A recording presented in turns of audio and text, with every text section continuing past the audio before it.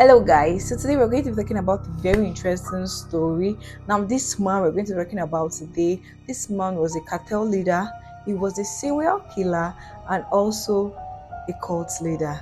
This man is known as Adolfo de Jesus Costanzo. He also goes by the name the Godfather. He was the godfather of Matamoros. Now Costanzo was born on November 1st, 1962. He was born in Miami and he was birthed by a 15-year-old Cuban immigrant. Now, this lady is also known as Delia Gonzalez. Now, Delia Gonzalez later had two additional kids, each from different fathers. Now, after the death of Constanzo's biological father, because he died when Constanzo was an infant, after the death of his father, Delia went back home in Puerto Rico, in San Juan. She went back home to stay back with family. And around this time, she met another man and she remarried. Now, this man was a Christian and a Catholic. Now, in compliance to his stepfather's wishes, Constanzo got baptized in the Catholic faith and briefly became an altar boy. Now, in 1972, they moved back to Miami. Costanzo's family decided to relocate back to Miami, and the next year, the stepfather died of cancer. And at the age of 10, Costanzo became a full-fledged voodoo apprentice. How did this come about, you might be wondering? When she was married to this man who died of cancer, she was going on trips to Haiti, and these trips was not just vacation trips. She was not just going there for tourism and the rest. Whenever she goes on these trips, she was going with Constanzo, her son. And this lady, Delia Gonzalez, was practicing voodoo. And we all know what voodoo is, right? Voodoo is black magic. So secretly, before the death of this man, she was secretly practicing voodoo. And that was how Constanzo and the mother practiced voodoo. After going back to Miami and the man died out of cancer, he became a full-fledged apprentice under a priest in Little Havana who was practicing Palo Mayombe. Now, Palo Mayombe was a religion that practices dark magic, which involves the killing of animal and human sacrifice and at times grave robbing. Now, this was the religion that Constanzo and the mother were into. Now, not long after the death of the previous husband, Delia Gonzalez remarried again. I told you, this woman was pretty fast, moving very fast. She remarried again, and this time around, she was no longer practicing her voodoo religion in secret anymore because she got married to a man who was into drug dealing and also a practicer of voodoo religion. So yeah, she was now free to practice this religion. Now, Constanzo was, during his teen years, was cruising gay clubs, committing petty crimes such as vandalism and theft. And at a point, he even predicted and also practicing fortune telling. Now, when he was 18, Constanzo predicted an unsuccessful attempt on the killing of the president, as in then Ronald Reagan, and this did happen. And this boosted Constanzo's ego and was like, oh, truly, my fortune telling, I really do have a gift in this whole religion thing. I'm truly a fortune teller. After that incident, he was 18 at this time. He graduated from high school, though with poor grades, but he graduated from high school and just first semester into junior college, Constanzo dropped out because he was like, why? School is not for me.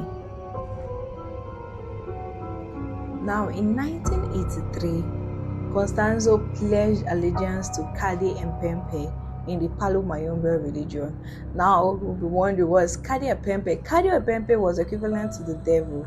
Remember, Palo Mayombe was a very, as at then, was more of like Satanism. And now he pledged allegiance to the devil and he gave the devil his soul. At this time, he decided to move to Mexico to start his own cult/cartel. And this was when he met and recruited some of his followers. They were Martin Quintana Rodriguez, Omar Orier, and Georges Montes. And these were his first followers into his cult. At the time, Costanzo started selling his fortune telling services and his ritual cleansing services to the community. And he even recruited then selling this such services to judicial corrupt law enforcement officials. He was having a lot of customers, and some of his customers were gangsters, drug dealers. Come on, he was into the community, and people were really coming for his services, and it was actually well to do.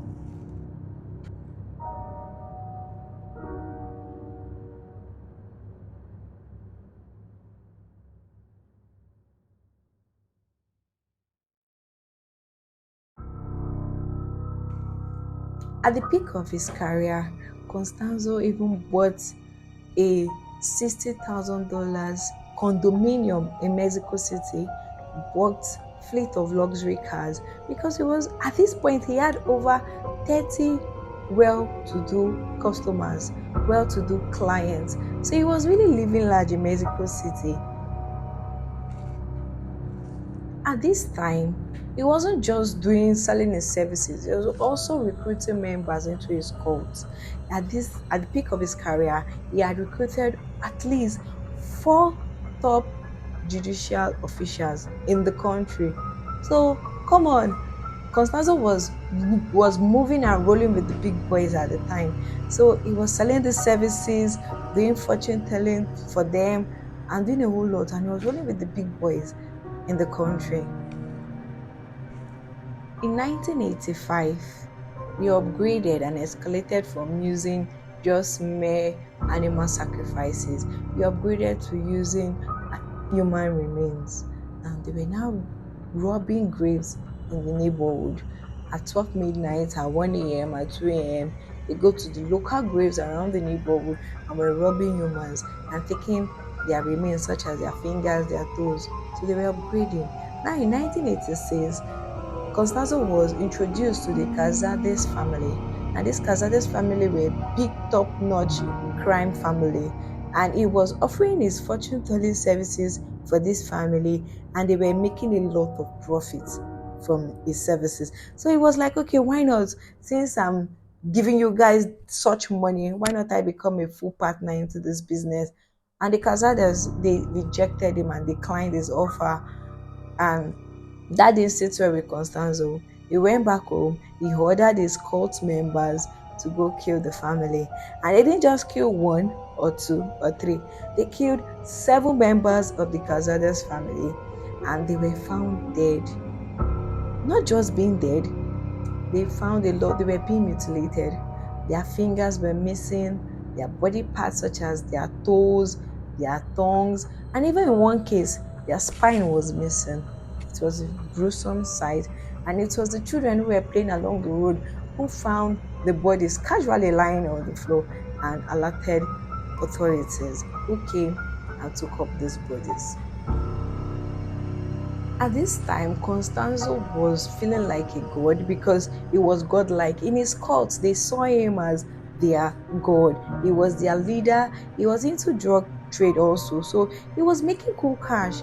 Constanzo was a big boy, not until he met Sarah Adrete. He recruited Sarah Adrete, and Sarah Adrete was a star student at the time. She was a college student who was athletic. Sarah Adrete was studying physical education. She wanted to be a coach. And this lady, according to her friends, her classmates, even lecturers, she was a well-to-do student, even working part-time as a secretary in an organization, not until she met Constanzo. At the time she met Constanzo, Sarah Adrete was dating a different man, and not long after, she broke up with her boyfriend as a them. And she met Constanzo. Constanzo was all savvy, he was handsome, he was young, he was rich. Constanzo had everything she wanted. Then they started a sexual relationship.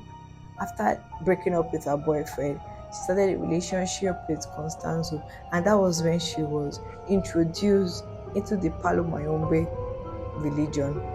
And when she was introduced, and he also even told her about his relationship with Quintana and Omar. Now it was more of like a quadruple now, no longer a throuple. Constanzo had 4 sexual relationships with 3 different persons. Sarah Adrete later became so deep into the religion that she dropped out of school because her friends, her classmates said Sarah changed entirely. She changed drastically.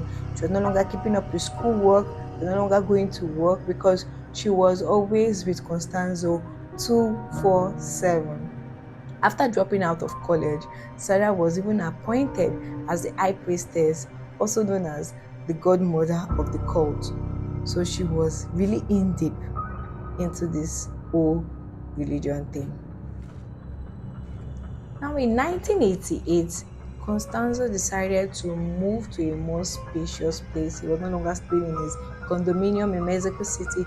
He moved to Rancho Santa Eliana, and this was a very spacious ranch in the Mexican desert. It was more of a like an hideout for him. This was where he was storing very large amount of drugs, his firearms, and at this point, Constanzo was more into human sacrifices. He was no longer dealing with animal sacrifices. He was more focused on killing humans now. Now at this time, he moved to Rancho Santa Eliana, and most of his victims he was really killing were prostitutes, homeless persons, or most of the times his rivals in the drug trade. Because remember, he's also a drug dealer and also a cult leader. So these were persons that even if they get killed, nobody really takes time to look for them because they're either prostitutes, they were homeless, or they were into drugs. So the police officers, most of the times, all of his killings were going under the radar. Not until we got to a particular day where Constanzo cult members committed a murder that would change the fate of the whole cult, that made them come out. And this was May 14th. May 14th, the previous day, Constanzo killed a victim. And after killing the victim to make his charm and his potent and everything, after killing the victim, Constanzo told his court members that the victim didn't really suffer a lot, so he wasn't sure the charm was going to work. Constanzo's theory was the higher the suffering, the stronger the charm. Why is this so? Constanzo doesn't just shoot his victims, he tortures them. He tortures them while they are still alive. He tortures them while they are, he takes off their fingers, he cuts off their toes, he cuts off their tongue. Sometimes he even cut off their spine, their inside, their organs. And it was so gruesome. And this is previous victim he did. He told his court members, okay, this person didn't really scream a lot, so I don't think the charm was going to work. So why not just give me, this time around, I need the brain of a student. This is going to make the charm stronger. And that was where they met and killed Mark Kilroy. Mark Kilroy was a pre-med student and he was in Mexico for spring break. After killing Mark Kilroy, this was where their downfall came about, because Mark Kilroy was not just like every other victim he was killing, those insignificant victims. Mark Kilroy was actually from an influential family in the US, and after his death, his people, his family started looking for his whereabouts. They even offered a large amount of reward for anybody that was going to bring in information. And from pressure coming from the US Embassy, the Mexican police authorities were being heated up, they were being pressurized, and that was when they started looking for Mark Kilroy. Not long after, Mark Kilroy was already dead. He was already killed by the cult members of Constanzo, and they took his brain. Now, in this Constanzo in Rancho Eliana, he uses an nganga. This is like a cauldron, a very big pot. I know most of us have seen movies where witchcraft and everything is being performed. They say how they are witch. I know there's a very big pot, as you can see up here. It's both like a very big pot, but it's called a cauldron, and this is where everything is done. Their blood, their toes, their fingers, their tongues. Even Mark Kilroy's brain was also there in the nganga. They call it the nganga. and this is where he performs all of his rituals in these very big pots. Now, while the search of McCreeroy was going on, April 1st, there was a drug dealer and associate of Constanzo. His name is Serafin Hernandez. Serafin was driving by on this fateful day, and there was a police checkpoint. But he didn't stop. Even while the police were trying to stop him, he didn't stop. Why? Because just recently, Constanzo had given his family an invisibility protection charm. So in his head, the police were not seeing him. And that's how he drove past the police, and the police kept following him, and they followed him to the ranch where Constanzo stays. And on getting to the ranch, they arrested Serafin, and guess what? Serafin actually agreed and confessed to the killing and death of McElroy. He even agreed to 14 other additional murders. He said he also assisted in such murders. And the police decided to do a and the police decided to do a quick search in the area, and that was where they found firearms, they found drugs, because in that ranch Constanzo had over 800 kilos of marijuana lying there. And this was the period he was supposed to do safe passage. And that was why they killed Mercure, because this was a safe passage shipment for his 800,000 kilos of marijuana needed to pass through the border. And when they got there, they saw these large drugs lying there. They saw firearms, and they even saw dead bodies. Now they took Hernandez back to the station, and in custody, Hernandez started confessing and spilling out like, "Oh, yes, I killed Mercury and the rest." And they were like, "Okay, this man is not just saying, he's not just speaking gibberish." They took him back to the ranch, and at this time,